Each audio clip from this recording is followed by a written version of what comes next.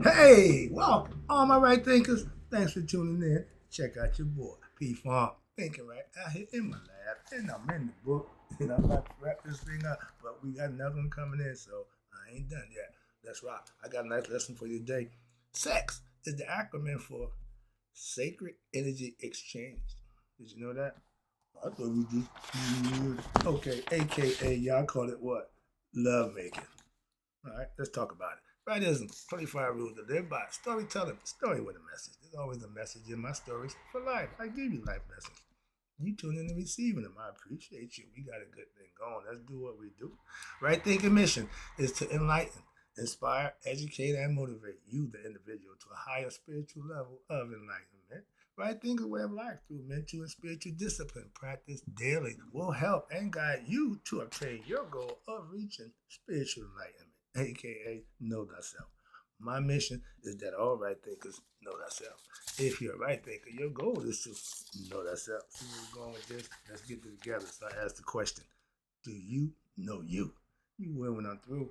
That's what I do. It's rhetorical, but if you don't have an answer for yourself, tune in. I got you. A person who knows not, knows not that they know not, is foolish. Disregard them. A person who knows not and knows that they know not is simple. You can teach them. That's why I do what I do. For you, appreciate you too. Stay tuned. I got more for you. A person who knows not and believe and think that they know is dangerous. Avoid them. I do. A person who knows and knows not that they know is spiritually asleep. I can awaken them. I'm the spiritual alarm clock here to wake you up with knowledge of self. That's what I do for you. A person who knows and knows that they know is wise. Follow them. All these persons reside in you. Right there, because know thyself. And to my God, be true. Sixth acronym, sacred energy exchange. And it starts with, I did the first lesson, this is part two. We're going to talk about that little thing, Pornhub. Okay. Porn is people having sex on tape. Yeah, yeah. But it's an industry that makes a lot of money. So a lot of people watch it. Moving on. We ain't gonna get back and forth to nobody personal preference. Not my thing. Moving on. Pornhub, the logo, it features, what's this? They know about the chakras. What's this? This is the orange chakra right here. The sacral. That's the private parts. Okay, number two. All right, and they know that, so they showing you that they understand the sexual urges, and they providing what some visual pleasures to the people who like to see other people engage in sexual activities. Moving on, that's pornography. The Pornhub logo features the orange hue, red being the bottom, orange being the next one up. That's the private area. Red is the sacral. That's the sacral. The root chakra stays down there, and it moves up to the orange one. That's the genital areas. Okay, the sacral part, and they know that. They know that, and it's associated with what our sexual energy, the private parts. I just talked about that with the women part. I just gave the art breakdown. It's a feminine symbol. How is how to transmute sexual energy? What do you mean? Sexual transmutation involves you learning how to redirect the acclimation of your sexual energy within oneself, meaning you're going to do something other than have sex or masturbate with that energy. You're going to contain it in your body. And I'm trying to tell you, semen retention is doing just that on a regular basis. And you will what? Add years to your life. You're not squandering that sacred oil, the Christos, okay? It stays inside. If it leaves you to go inside the woman to fertilize the egg, what do you think it'll do if it stays inside you? You fight it. Bring you youth. Give you years to your life. We got X many rounds in our gun, okay, whether you believe it or not. At a certain point, when you use it up, that's it. Party's over. Some of us do that, okay? They don't say nothing for later. They think this is the only way going, so I'm getting all mine right now. That mentality, that's ignorance, but some people live like that. All right, you can't fault them for that. But what's that? It's acclimating all your energy, putting it somewhere else. For what? For a different or more noble and glorious purpose for you in any endeavor other than having sex. You can do anything with that energy you want. You can focus and channel it any way you want, that chi, that prana, whatever you want to call it. But you can focus it anywhere other than having sexual release. And that's what they mean by semen retention. I'm teaching that lesson too. Been there a year and a half, 18 months, semen retention. Some dead long. But I'm just telling you, it can be done. It's possible. It ain't about that.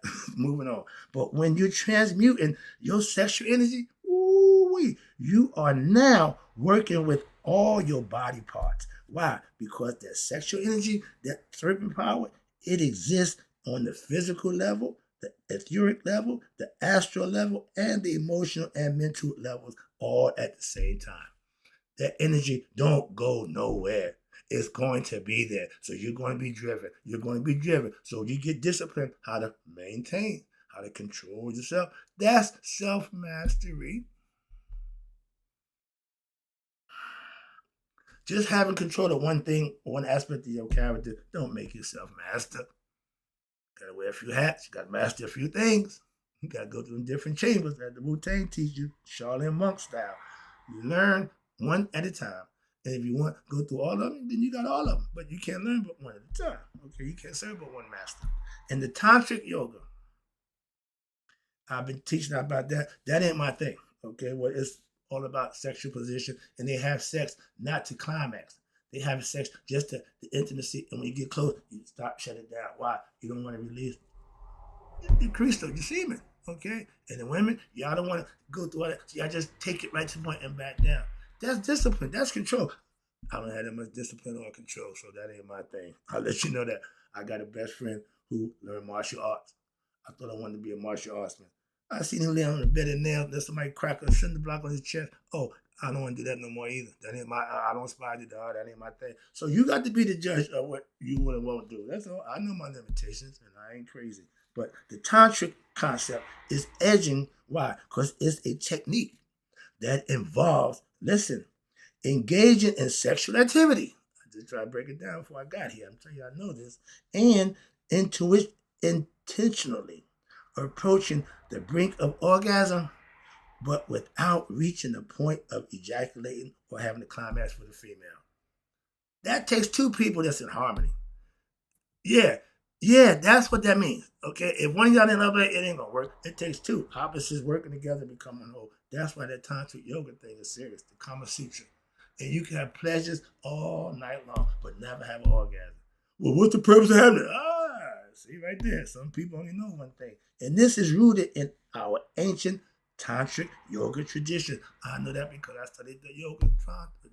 I studied the yogas, okay? And that's one of them that I tell you, I ain't got time for that. I'm not swinging from the chandeliers. I'm not going to, no, none of that, okay? I'm too old for that. But this practice has been around for centuries, but it's designed for you to enhance your energy levels.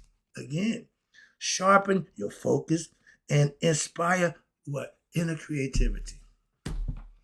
All you can do without having sex. So those are all the things you can do other than having sex. It's a whole bunch of stuff. And most of us don't find out until what we get incarcerated or we get in a position where that takes away the option.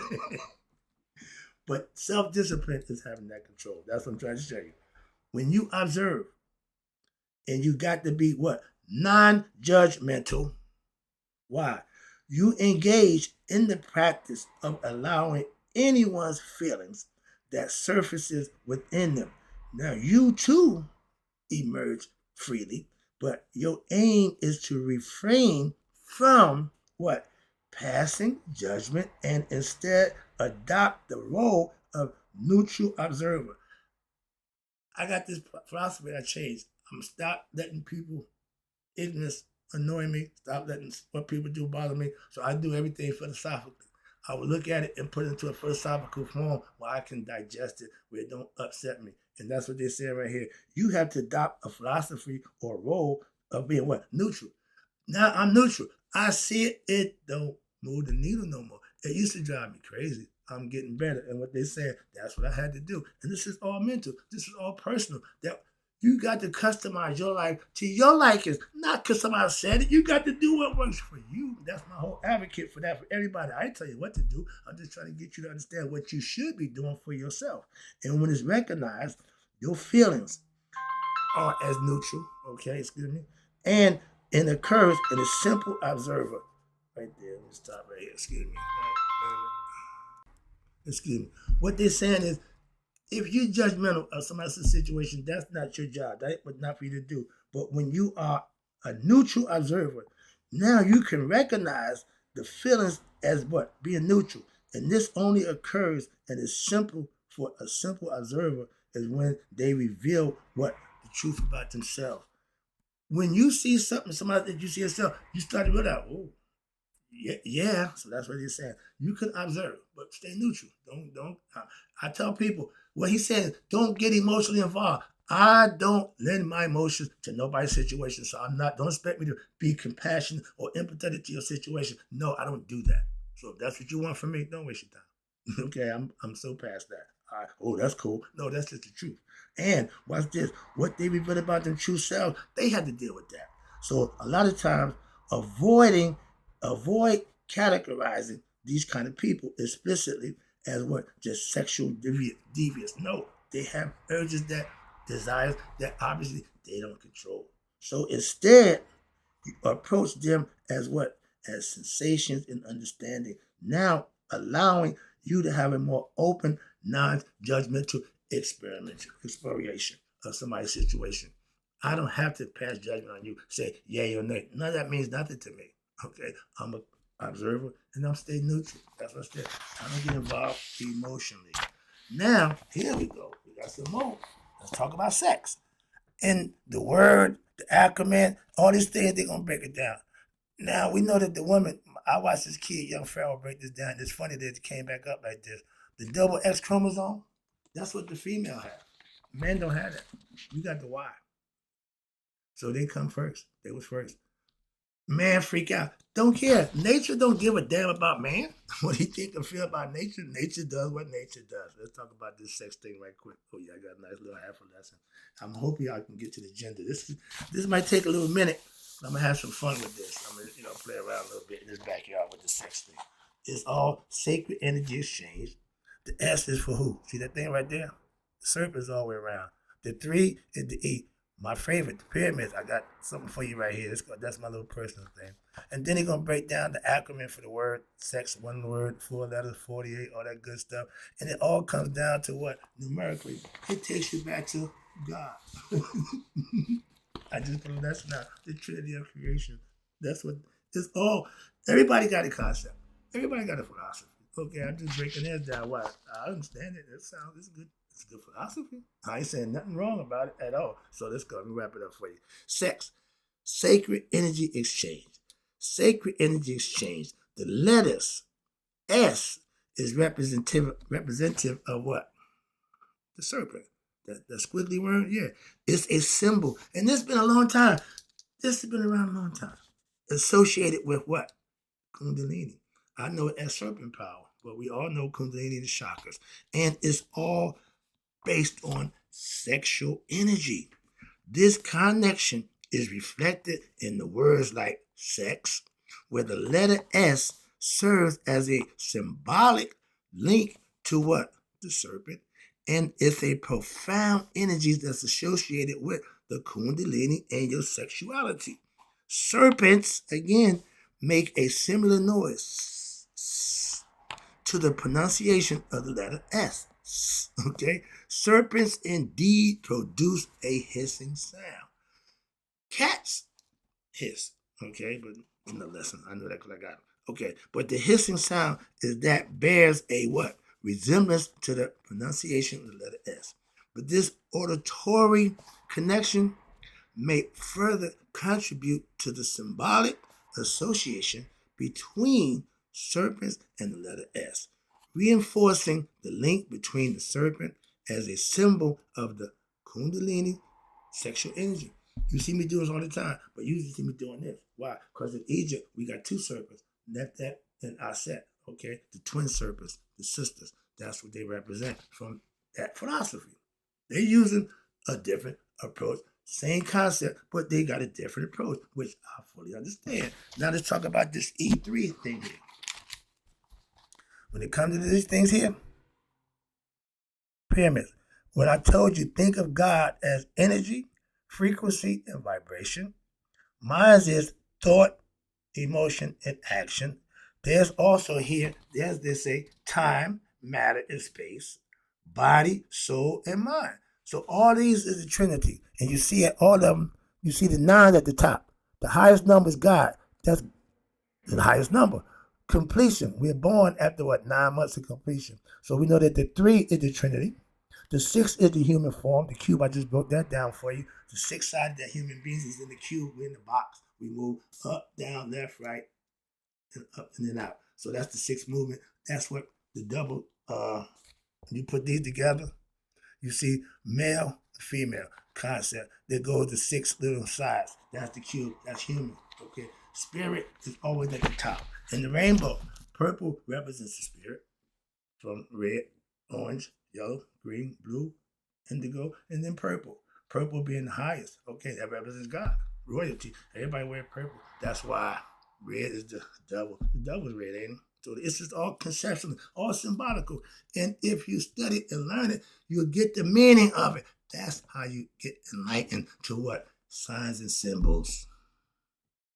The E3, I just showed you the triangle. One is a 9 at the top. That represents from 9 to the 6, that's energy. From the 6 to the 3, that's frequency. From the 3 back up to the 9, that's ascension or vibration. That's how creation, that's the Trinity of God. Amun, hidden, Ra, seen, and Ptah, manifest. And the second one, it breaks down as Ra, God, time, matter, and space. It all comes down to my triangles. It all comes down to the Trinity. God is a truant God, not a singular God. One in that, but truant in his capacity and his attributes. Again, at the bottom, the top starts with 9. Then you got the body, the soul, and the mind. This is all mental. God dwells up here in the head. I just gave a lesson. Man is God in the flesh. I said it. And I can prove it. So if anything I say, look for me to back it up and prove it. And then if you got an issue with that, then we can talk. Until then, just take my word for it. I know what I'm talking about. The symbolism of the letters E, it takes on what we know to be a unique perspective. Why is that? Because when considered as the visual reflection of the number 3, it mirrored the E and resembles the numerical number 3, and it's a representation that's often associated with what? The Trinity of creation. That's the triangle. That's my thing right here. The triangle and consciousness. Those are things to let you know, yeah, I'm Egyptian. All right. But I have a philosophy that I adopted from them, and it works like a charm. This is not my philosophy, but I understand it, and it's dope. It works like a charm also. See? It ain't no one way. Okay, I keep telling you that. Well, you ain't going my way, you're going the wrong way. No, I ain't. I got a way. How about that? And if you ain't going my way, I ain't saying you're going the wrong way. No, I ain't saying that. See, that's the difference. When somebody ain't doing what you're doing, you think they're wrong. I don't think like that. That's not my philosophical concept. Okay, I know what I'm doing. Whether you know or not, don't make a difference to me. What I know is what I know. What you know, that's on you. Moving on, so I don't get caught up in what somebody else is doing or right not doing. You want to follow me? I'll lead you to where I go. I'll take you there. Like the staple singers. All right. But again, the Trinity of creation. And this is interpretation, the visual symmetry between the E and the 3 creators of a symbolic link to the concept of the triad, the true and self. Okay. Me, myself, and I. Okay. The thinker, the knower, and the doer. I got all that. I got a whole bunch of stuff about that. Okay. But you invoking what notions, concepts of creation and harmony within the Trinity of existence. Those things just stand to this day. The pyramid still standing on that premise. Okay, nice base, tape love at the top. It'll stand forever. That's what it's doing so far. They said everybody worried about time. Time worried about the pyramids. They ain't went nowhere, and it's still there. And from the looks of it, they ain't gonna be going nowhere no time soon. So I agree. And now there, I just told you. Let me break down this X double X. That's the female chromosomes. Double X. Okay. XXX. That means what? Porn. Y'all done added the next X to it to make it what? Dirty, perverted. Okay. Yeah. Again, just add another X and it becomes bad. Good this way. One more. Bad. Concept. Again, these are all notions. They call it notions, concepts, same thing. But here it shows you The female, in between the two X's, all right, but between the two X's, you see right here, the red, that's the blue, the red down here. You see with this one, who's on top? Female. Male on the bottom. That's nature's way. Man will put man on top because that's his ego. That's what I'm trying to show you. And ever since the Roman took over, it's been a male-dominant patriarchal society ever since, and we've been going to hell ever since. Why? Ain't no love at the male. Y'all got ego. Y'all ain't got love. I'm gonna show you here the divine feminine and divine masculine, and the unbalanced feminine and unbalanced masculine, and they fit characteristically perfect. Let me wrap this up for you. Sex, the double X represents the two female chromosomes, and a female and a male coming together. 4 plus 8 equals 12. Now, where you get the 4 from? They did the acronym here with the letters. Each letter represents a number with the Jews. That's their thing. So your sex is 19 for the S, 5 for the E, 24 for the X. Together, that combined 48. So they take the number together, numerology. You take the 4 plus the 8, that gives you 12. You take the 1 plus the 2, that gives you the final end result, 3. That's God, the Trinity. It breaks down perfect. And it says here, sex has what? 3 letters. Symbolizing what?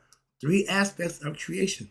I just broke it down for you. Okay, again, it showed you energy, frequency, and vibration, physical, time, space, and matter. Okay, mental, mind, body, and soul. That Trinity ain't going nowhere. And mine is thought, emotion, and action. You can make it any way you want. You can put it any way it fit it. If you understood it, you can use it to your benefit, be it good or bad. I'm trying to show you. You can use it for negative. You can satanically take your people to the dark side. Some people like the dark side. You did. I did for a while. Moving on. Now let's get this little.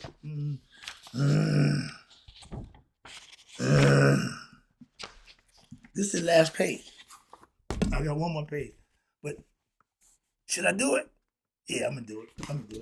We're gonna talk gender. And this is what I mean by gender, meaning male, female. Okay?